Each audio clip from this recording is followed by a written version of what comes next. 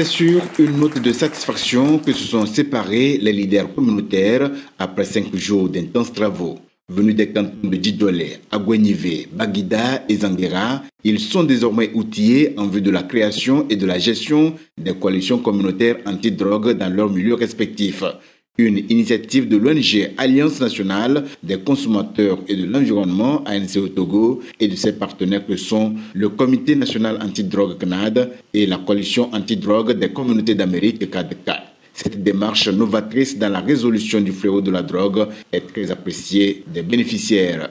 Avant, il y a beaucoup de choses que je ne comprenais pas par rapport à la toxicomanie, par rapport à la manière dont nos jeunes se donnent à l'alcool. Donc, à la fin de la formation, je sais que je suis maintenant prêt pour la sensibilisation. Nous ne sommes plus autant de la répression, mais autant de la sensibilisation pour conscientiser les jeunes à abandonner ce chemin. J'ai retenu plein de choses qui me servira dans l'avenir à éradiquer et à prévenir ce fléau qu'est la toxicomanie dans nos communautés.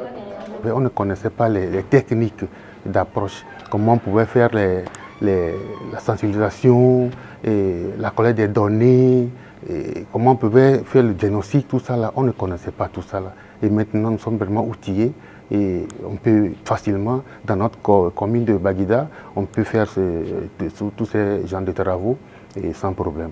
C'est vraiment des stratégies qui nous ont été données, que nous mettrons en œuvre les jours prochains pour pouvoir éradiquer tant soit peu le phénomène de la consommation de drogue dans nos localités. Nous sommes outillés sérieusement pour aller recruter les membres pour étoffer notre coalition.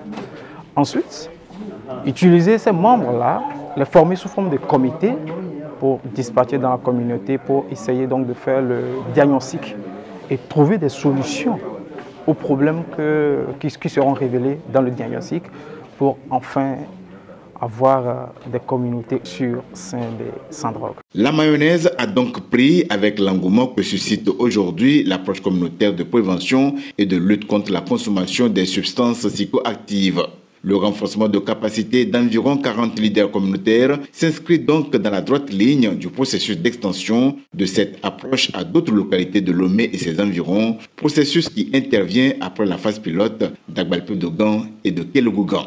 Lors de la formation démarrée le 25 juin dernier, les experts ont mis l'accent sur plusieurs thématiques portant sur les causes fondamentales, les conditions locales du problème de la consommation des drogues et les différentes étapes de la formation d'une coalition communautaire anti-drogue.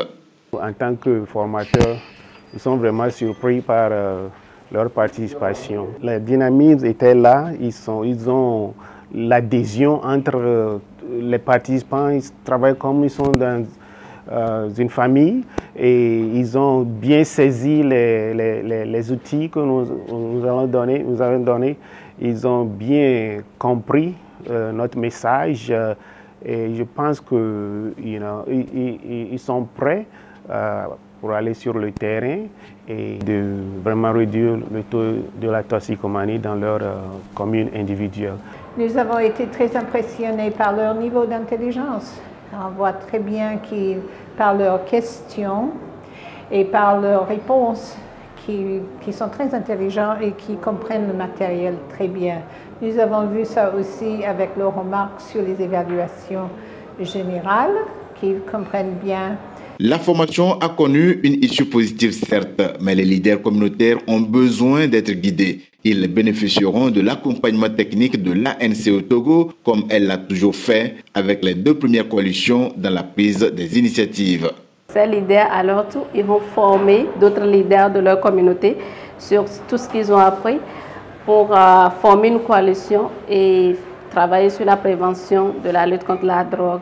On sera toujours là pour les accompagner, les donner l'appui technique dont ils ont besoin pour le diagnostic communautaire et élaborer leur plan d'action et tout ce dont ils auront besoin pour atteindre l'objectif d'une communauté saine et sans drogue. Les délégués communautaires formés ont été tous exhortés à se mettre véritablement au travail dans leurs localités respectives afin de capitaliser les connaissances acquises et d'identifier les éventuels obstacles à soumettre aux experts américains lors de leur retour prochain au Togo. Ensemble, en tant que coalition, il faut être comme vous êtes une famille maintenant.